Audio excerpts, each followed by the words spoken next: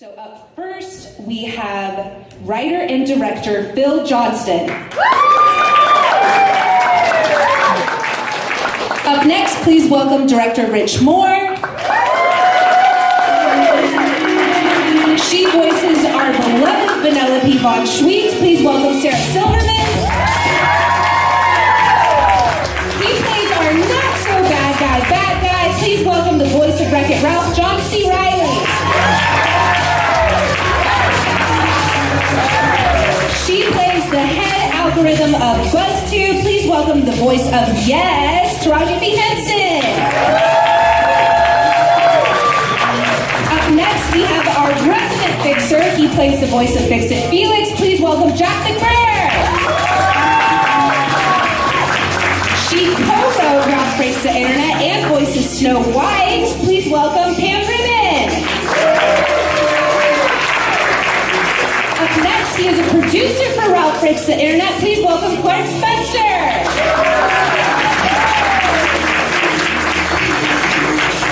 Welcome.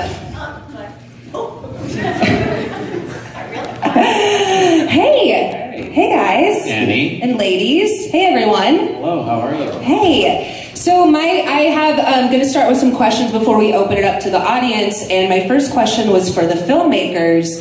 So Wreck-It Ralph took place 6 years ago, and at the end it seemed like things were going pretty good for Ralph and Vanellope. I thought it was going pretty good.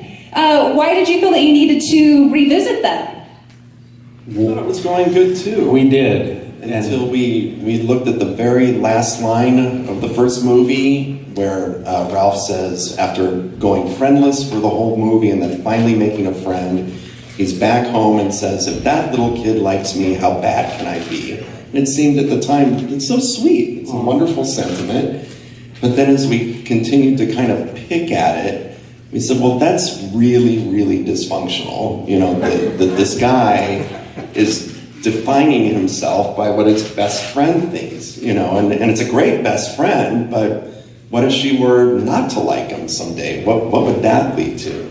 And so with knowing that he still had quite a bit of insecurity, he still had farther to go in his journey. And then we'd only known Vanellope for like 35 minutes or 40 minutes. So she has a whole other story. So we had to keep going with these characters. And so you put them in the internet, which is, you know, just a place of positivity and happiness.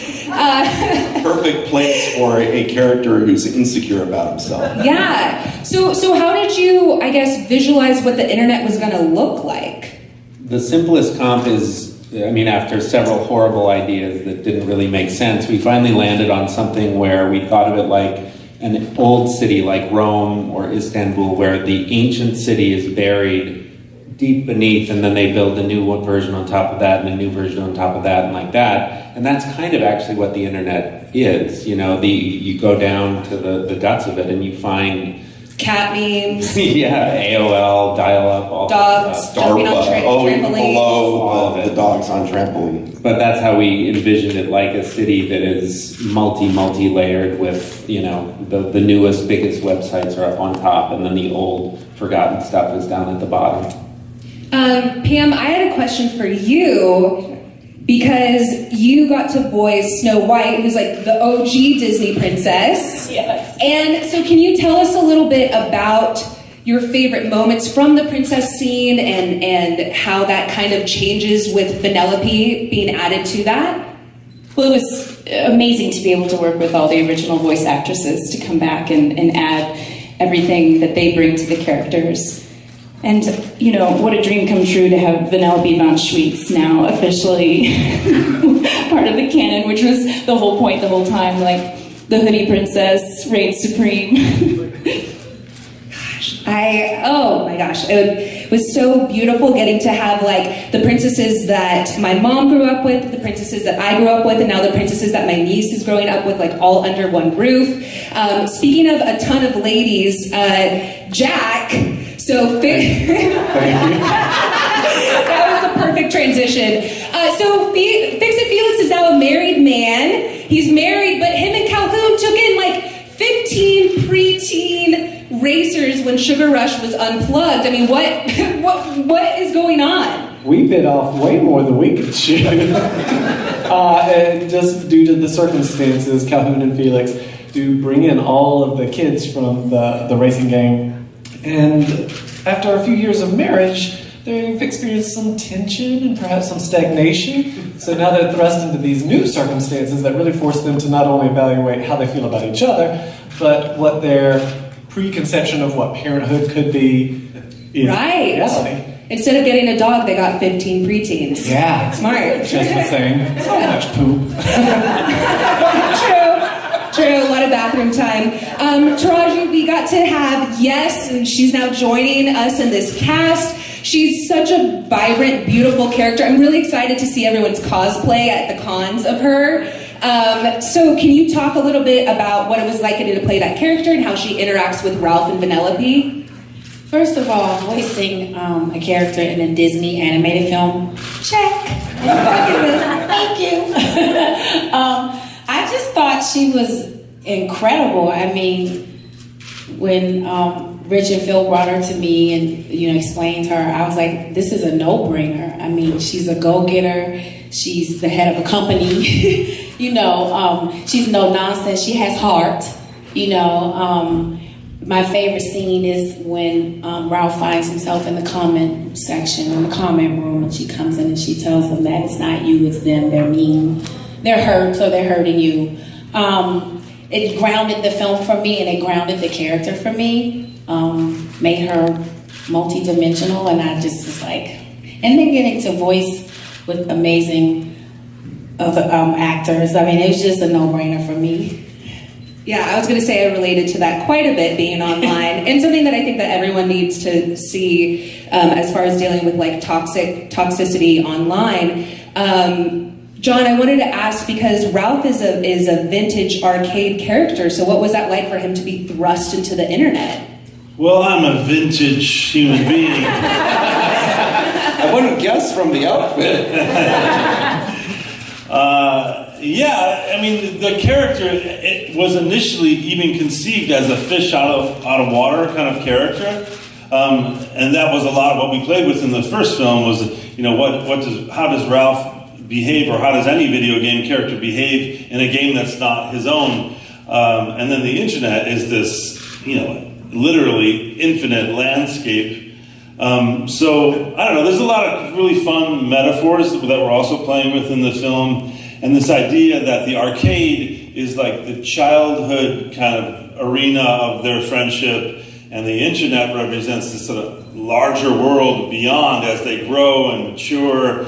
And Ralph's not, like you mentioned in your comment, Phil, at the beginning, Ralph really worked so hard to get a friend in that first one. He's like, got it, rest of life solved. And then Vanellope starts to grow and mature and realizing that she wants to feel like she belongs somewhere, and it's not her candy game. So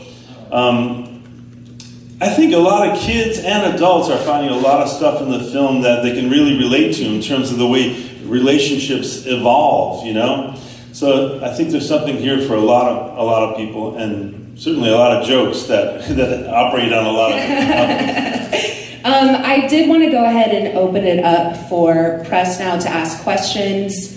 Oh, yep, you, sir. I saw your hand go up first. Hi, Stephen Schaefer, Boston Herald. Great film, really amazing. Sarah and Ralph, the chemistry is... He's become calling you by your character's name. The chemistry is so terrific, really. What was it like to go back, and did you work together in the recording booth? Did you both do it separately, and were there a lot of improvised things that became part of the movie? We did it together. We get to record together with these guys and Pam, and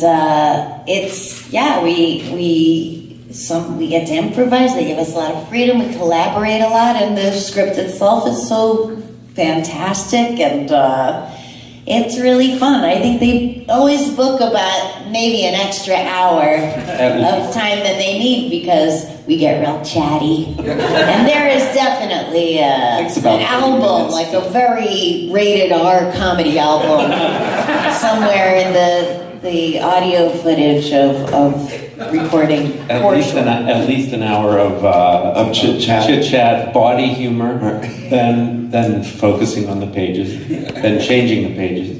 It was a real treat to get into the studio again with Sarah. In a way, like our friendship has aged 5 years since the last film, so it tracks in a way with Ralph and Vanellope. I mean, Sarah's not my only friend, one of my only friends, but it was a real treat to be able to start at a place of intimacy with Sarah and with Phil and Rich and Pam, everybody. We all kind of knew each other, and we learned how to work together on the first film, and we built these characters and the story together so that when it came time to start this one, we could start from a very advanced place in terms of the kind of conversations we could have about the relationships and all that, and that, you can really see that in the film. I think I was one of the first people to insist that we try to be in the room together as much as possible, because I know the way improv works, it works best in real time. So yeah, there's a ton of improvised stuff, which Phil and Rich were very kind to just let us explore things every day. That's one of the great joys of doing audio work, is there's never the pressure of the sun going down. But it's also great when you're it's not on camera and it's just audio, because then you can show up in just a two-piece suit. Thank you, Sarah. And you and he still goes all the way with a three-piece suit. You and Taraji recorded a lot together. Yeah, exactly. No, Jack and I recorded, all of us recorded together, definitely. Yeah, your question was specific about me and Sarah, but certainly, I think that's what sets both of these movies apart, is that feeling of heart and real emotion. It's because we're looking into each other's eyes. You know, I've done other animated work where I didn't meet the other actor ever. And I'm sure there's sort of practical people who say, well, it doesn't matter, it's just a voice. But to me, it does matter, and I think it does come across in the film. It gives the film a soul that it might not have if we weren't there together. Thank you. Oh, I saw your hand go up right there. Hi, I'm Sarah Woloski from Skywalking Through Neverland, and this question is for the directors, actually. And one of the things I loved about this film is that the internet is like brought to life. Like, you see the search box and it's a guy who's autofilling. Yeah. Like, that's just great. And so my question is, was there anything that you brought to life that was on the cutting room floor?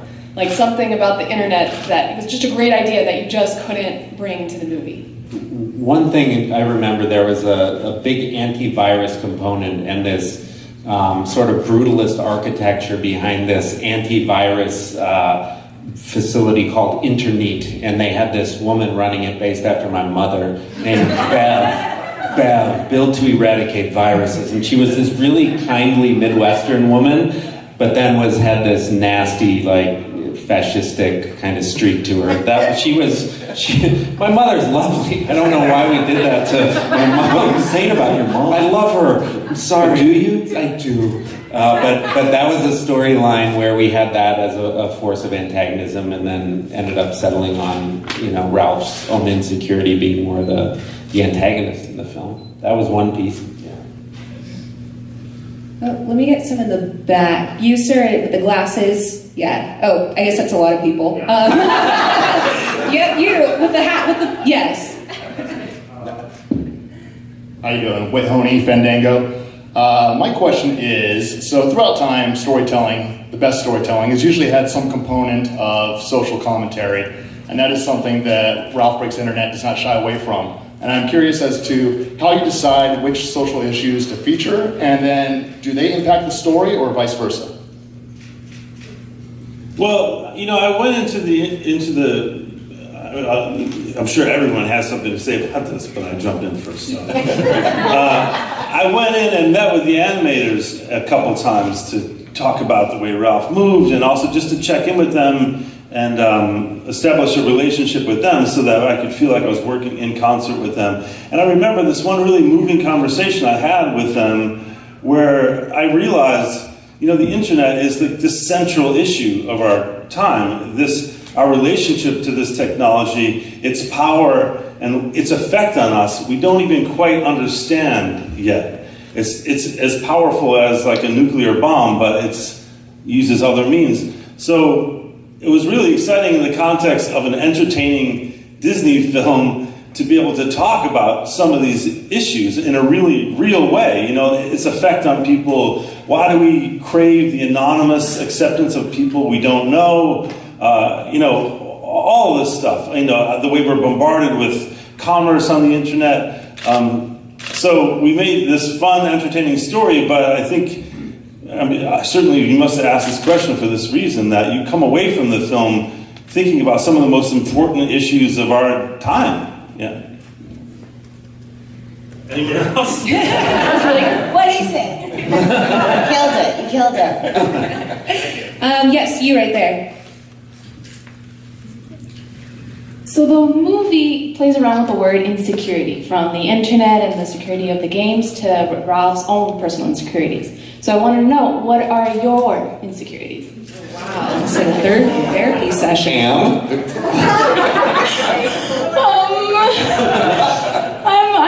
I'm sometimes insecure about whether or not I can fit into a group, which is, you know, the princess scene is comes from those insecurities. I'm wearing part of these Spanx right now. I'm worried about fitting in this suit.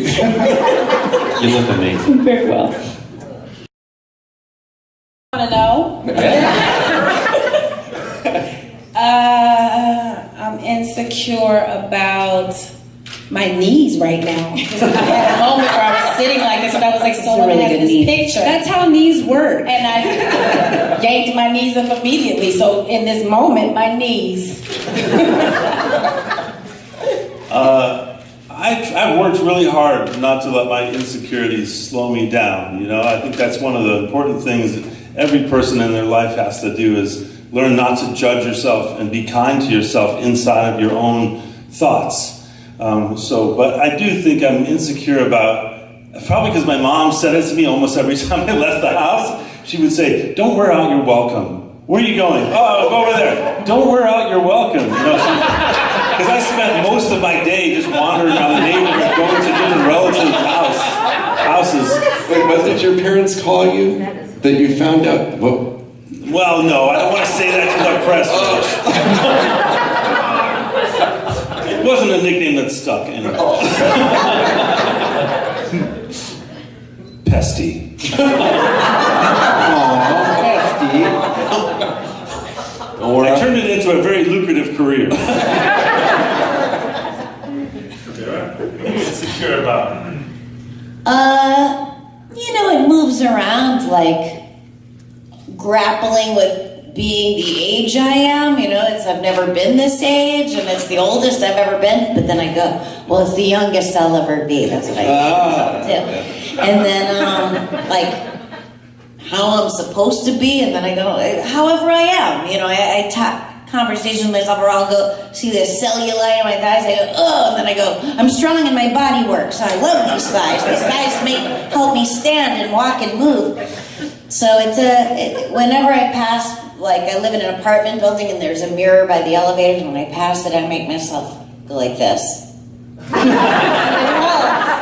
I'm gonna have to start. That was my same answer, because it's like once I hit 50, it's like how am I being a good grown-up now, or it's like I still feel like I'm 12, but am I doing this right? It's the exact same thing that you were talking about, and it bedevils me every day. Clark? I think, the interesting thing, when you launch onto these films, you don't really know how it's all going to get done. There's this moment in time where we're building the stories and we're recording the voices, and there's a deadline you're trying to meet, and you just wonder if that's actually going to come together. So I always have those moments of insecurity, but will this be the film? I love that feeling. But it doesn't happen. It's an incredible group of people that come together to figure it all out. That was a work insecurity. It was. We need to be very personal. How about a personal insecurity, Phil? Honestly, well, it's real. I was depressed and anxious for years and was afraid of that. And I think Ralph probably had some of that stuff coming from my struggle with that. And but here I am talking about it. And weirdly, that song at the end, that Imagine Dragons song, is all about that, like opening up about all the foibles we have, the fear, the anxiety, the depression and stuff, and talking about it. So here's it's more than typical support group, but I struggle with those things too. No, I'm with you. I struggle with those things too. Yeah. I think everyone up here did. Yeah, I was going to say, as much as Twitter gets a bad rep for good reasons, it is a place where I felt like I've been open about mental health issues and my own issues, and found a good community of people that are supportive of that. I want to get another person over here, so I'm not favoring a side, I'm paying attention. We are talking about a cartoon movie, right? Okay, let's get back to that. All right. Yeah. Yes, right in the front. Yes. Hey, y'all. I'm Carla Renata, the Curvy Film Critic. The internet is 20 years old, right? So I'm wondering, what is it for each one of you that you wish we could go back to pre-internet? Something that you missed pre-internet that you'd really like to get back to? Kids going outside, being home when the lights come on. Go outside and play. Use your imagination. How about that? I don't remember phone numbers anymore. I couldn't tell you any phone number besides my own. And I'll tell you now. You're good. I've gotten so lazy I don't even memorize my own. It's embarrassing. I have to look it up. I miss broadcast TV, where it's like you had to see the show when it was on, and if you missed it, you missed it. Yeah, I would say, jumping off of that I miss a time when we were all, even though it's wonderful to have all these choices of what we focus our attention on, it was a very good thing to have something an objective truth. You know, this is what's going on in the world. This is what we are all dealing with, instead of all these versions of what's going on in the world, depending on what sites you visit. I think that the human race could use a unifying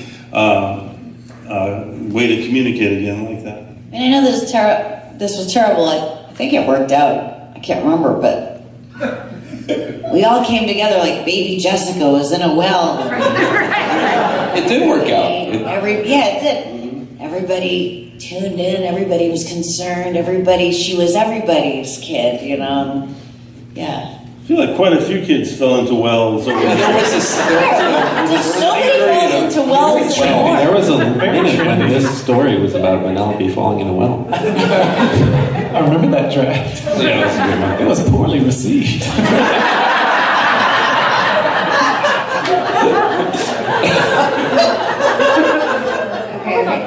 Yes, right there.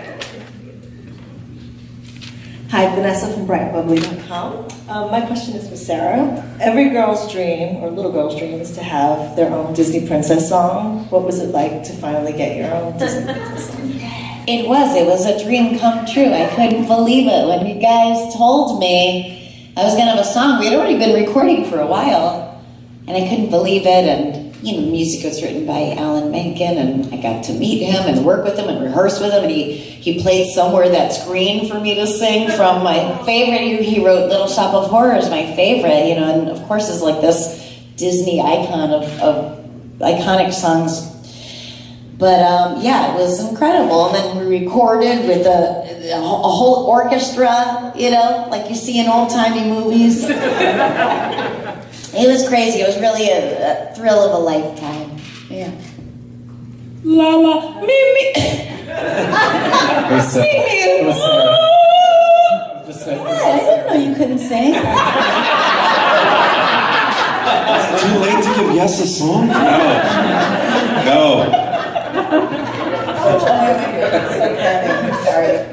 Yes, you on the corner right here. Yes. Question for the director. Oh, sorry. Can you just discuss, was there ever a point in putting this together that this was going to be called Ralph Wrecks the Internet? Yes. Can you explain then why you went the other way? Well, it's one of those conundrums where no matter what you call it, someone's going to say, well, but shouldn't it be Ralph breaks the internet, since that's the expression, and since we liked that it has a dual meaning of him going viral and then also actually destroying the internet, we thought, well, let's go with that. Let's go with Ralph breaks the internet. Knowing, though, that there would be backlash of getting called, you know. Yeah. I want to get someone in the back. Yes, you right there with your glasses. I think you're wearing purple. Yeah. Periwinkle. How about halo around? Dusty Rose, actually. Well, congratulations. Nice to meet you, Dusty. What's your question? First of all, congratulations. A great job, everyone. But this is I'm gonna throw this out to Phil and our 12-year-old director here. Thank you. With every Disney film, we see new heights visually, which is attributable to new technologies. Here we get to see the King Kong Ralph get created, which obviously is now a further advancement of what we saw in Big Hero 6 with microbots. So I'm curious, what technology has come along that enabled you to do something here that you would not have been able to do if you had done the film any earlier?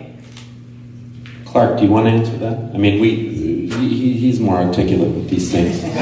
Well, you know, I think there's two things that end up happening. One is technology is just improving in terms of the ability to render faster, which is a big key component to it. The second thing with Kong Ralph, which is really interesting, we had to change our pipeline paradigm. We had to actually not let it be something that would happen at the end of our process, but have 4 departments come together to work in tandem with each other. So it was really the effects department, lighting, animation, and crowds, who all came together to work as a team, which is outside of the pipeline we usually use. And then the third piece is technology came in and really figured out a way to make sure that the characters don't interpenetrate each other. That was going to be the biggest, most complicated part of it. There's 50,000 Ralphs in that Kong Ralph, and to make sure that they don't actually interpenetrate in any shot that we're actually looking at. So there were many pieces of the puzzle that had to all come together to create that. And it's a story where the directors had this idea and the story artists pitched it, and then you wonder again, is it something we're going to actually be able to realize in time? And it was an incredible process to actually watch come together. Also, there are 50,000 in the close-up. There are 300,000 total, I just told the other day. Yes, 300,000. Thanks for not penetrating me. Everything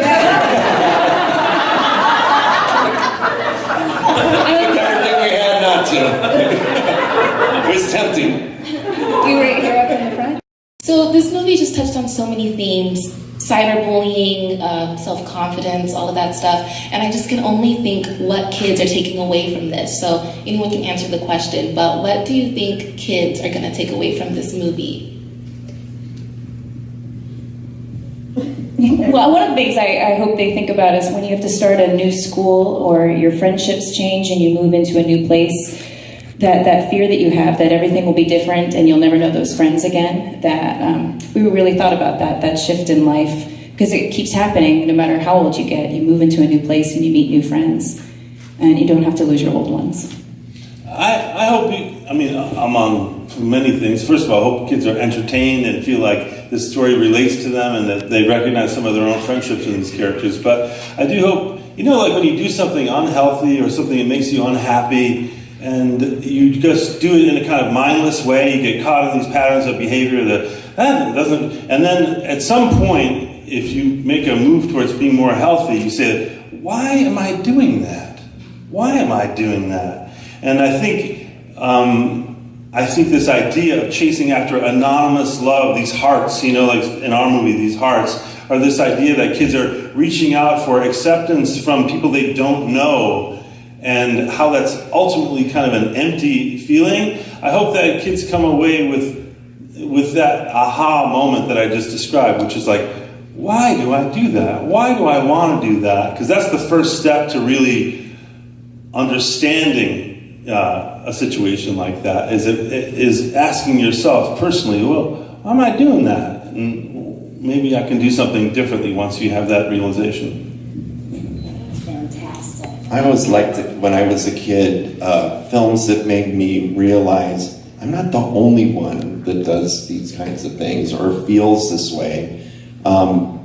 Because I think like with depression, with like anxiety, with a lot of these issues, even bullying, there's a component of that it's shameful, you know, and that we shouldn't talk about it, and I've got to keep it to myself. And as a kid, when I would see a movie where I saw a character going through the same things that I was, it made me feel like, okay, I'm not alone. You know, I'm not crazy. I'm not a freak. The only person on earth feeling these things. I wanted to get some. Is there more in the back that I can't see from this light? No? Okay. Oh, you. Yeah. Sorry, in the corner. Hi, Alex from laughingplace.com. The relationship between Ralph and Vanellope from Ralph's point of view very closely follows the lyrics of the song Never Gonna Give You Up. And I want to know, was that always your intention, or how did that come about, or did you not even realize that? Was reverse engineered, actually. I think it occurred to everyone that that song did apply in that way to the movie, because it was a very late addition. I think it might have been like a joke that we just came up with for the credits, and then that song's everywhere in our trailer and stuff now, but yeah. I agree.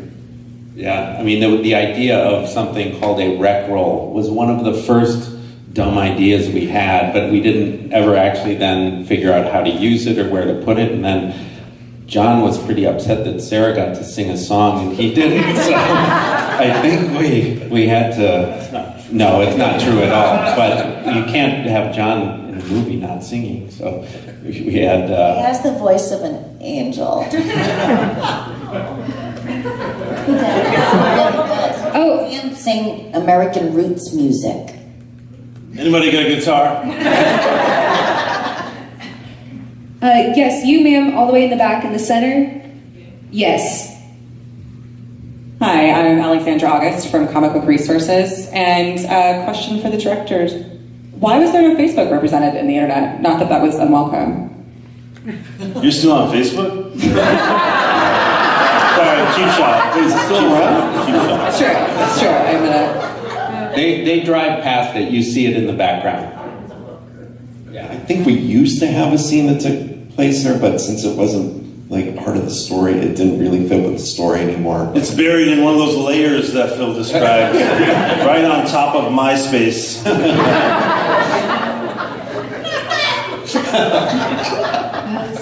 Yes, you in the front. Hi, Kathy with Bella Mommy. We saw the movie last night, and so sorry. Thank you. Hi, I'm Kathy with Bella Mommy, and we saw the movie last night. And my 5-year-old, when we left the movie, when we were in the car, he says to me, "You know, Mama, it's better to tell the truth so you don't hurt someone's feelings." And we had a whole long conversation about the movie, and it's amazing when we were talking about the takeaway. And he was recently bullied, and so we were talking about that. It was amazing. But my question is, I want to share that with you, so you hit a home run. And that just made the 3.5 years working on it. You hit a home run. So thank you. I will let him know when I will show him the video. And Sarah, I wanted to know, how was it working with Gal? Did you guys do it together, or did you? I wish I could say that we did, but we didn't, because she has been shooting this movie called Wonder Woman. It's not going to do well, but so yeah, that was one where we couldn't record together, but I adore her. Let's follow each other on Instagram, though. Whatever.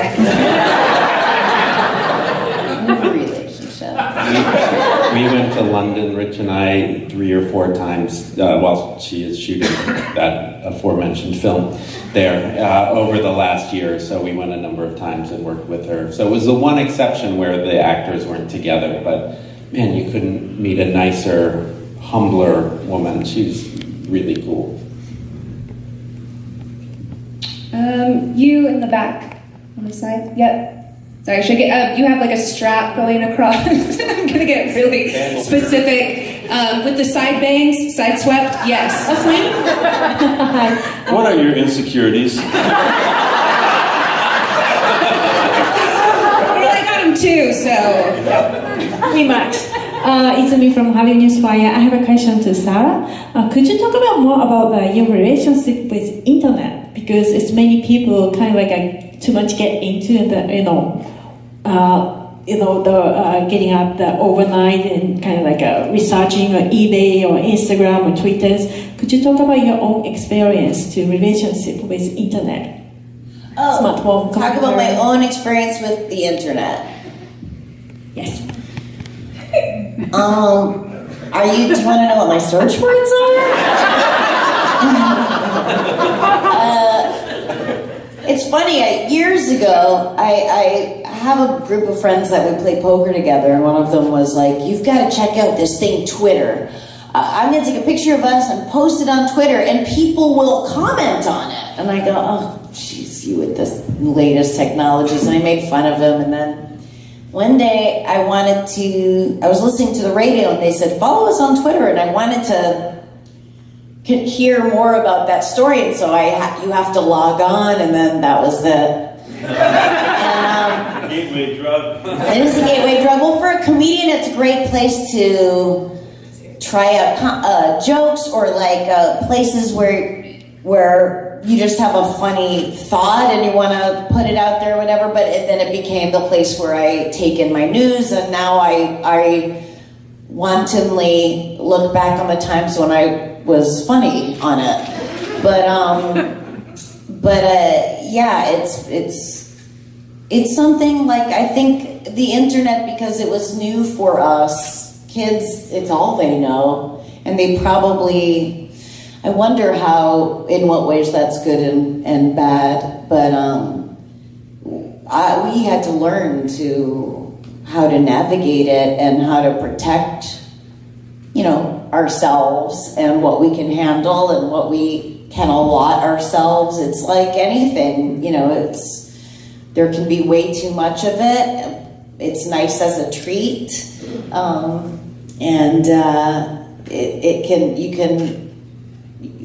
there are bells that can't be unrung that probably happen a couple times in a week or so, or a day, or in the middle of the night. But there's a lot of good in the internet. It's brought the world a lot closer. It's made it a lot smaller, and then of course there are terrible things about it. A lot of misinformation. This new world of chaos and lack of knowing what is true, I would attribute to the internet, but also learning truths about other people that I would have never known, culturally, like waking up to my own white privilege had a lot to do with the internet, for what it's worth, but yeah, it's a very complicated relationship, the internet, that I think we all have, and we have to try to find a healthy balance. Yes, you. Right over right. Hi, my question, I'm Raymond from the Philippine Star. My questions are for the producers. So, it's rare for Disney to have a sequel, an animated sequel. So, Ralph is breaking the internet now. So, what's next for Ralph and Vanellope? Is there going to be a story onwards for them? Ralph changes the climate?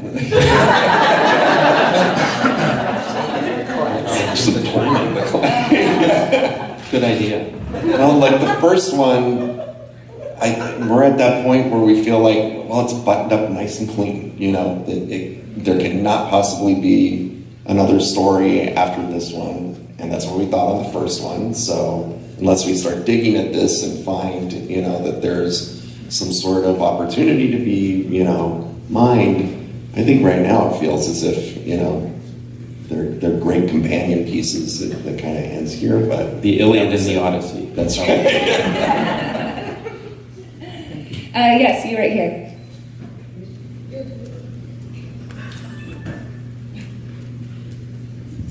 Hi, Dominic from letterboxd.com. This is for Miss Silverman. You spoke earlier about what it was like to record your first Disney Princess song. I was just wondering if you could talk a bit more about what it means to be one now. There was a wonderful scene with Vanellope kind of indoctrinated into the group. And will it affect your act? Will it affect my act? Will it affect my attitude? I don't know that it will affect my act, although everything affects my act. I mean, just living. But yeah, it's a thrill, and it's something that the idea of Disney Princess, what makes it good is that it has grown and changed that Disney has taken on progress and inclusivity and has grown and changed in positive ways. And, where a classic Disney princess gets, and really in this movie just faces it head on, leans right into it, Well, you get saved by a man and you are in great distress and your life is threatened and and then someone else saves you and then to all in one movie acknowledge all of that and then shatter it is so exciting, and to get to be this kid who becomes like a princess with an attainable waistline and wearing comfortable clothes. And I always as a comic, this is really going a different direction, but we end up in diners late at night after shows. And who also ends up at diners late at night are young girls, young people coming out of the clubs, dance clubs and stuff like that. And I would see young women in half shirts and sky-high heels, and they're freezing cold. They're like this shivering, and their feet hurt. And I just think, I just wish I could tell them that they don't have to be uncomfortable to deserve love. Like, boys are not raised to think that they ever have to sacrifice comfort to be loved, and it just always struck me. I would just go, I'd be in like my hoodie and jeans and just think, these girls don't think that they can get love without this insane amount of physical discomfort. And I love that Vanellope kind of sheds light on these grown-up princesses that are uncomfortable hanging out. And I, on Twitter, didn't just announce, but someone was talking about it months and months ago, and I said, yeah, she's Jewish. I just made her Jewish, and now it's canon, which I enjoy. Von Schweetz, I don't know. Is that Jewish? I think we have time for one more question. I saw your hand go up first, right there. So there's one last scene in the movie where Felix and his wife talk about what the secrets of being a good parent. Those of you who have kids, what is the secret to being a good parent? I guess I'll sit quietly.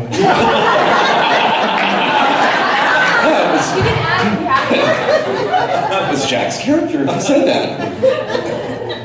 I would just say honesty and truth. Now with the internet, you can't shelter them much. So you just have to be as honest as you can. Just tell them the facts and guide them, and hope they don't fucking run into a wall. That is good advice.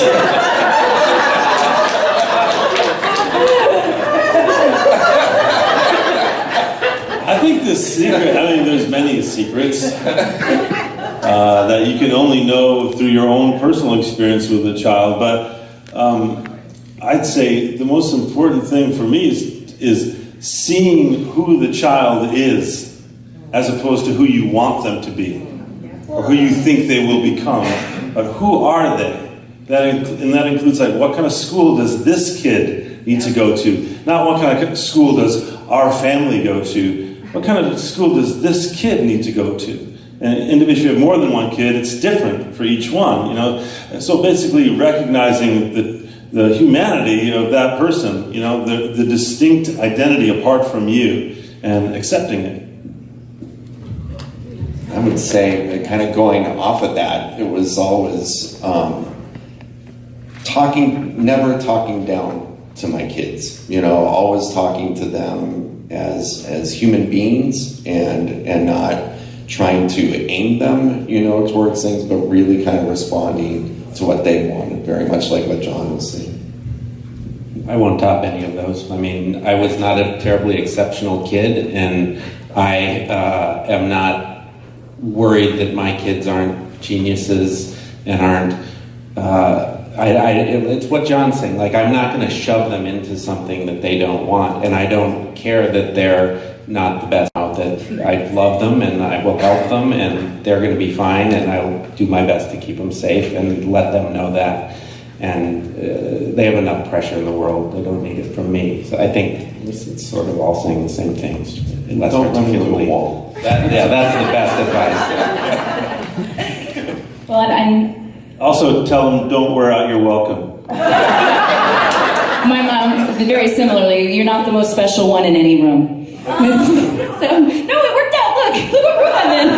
It's a great room.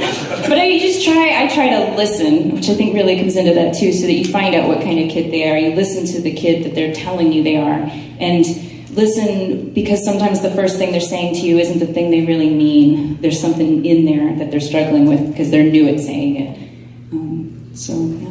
Gosh, I wish y'all were my parents. My mom was super Catholic, so she would just offer it up. That was my offer it up. I was like, Mom, I'm bleeding. Offer it up. Just Latinas. That is all of our time. Thank you so much for coming to the press conference for Ralph Breaks the Internet. Please give it up again for our cast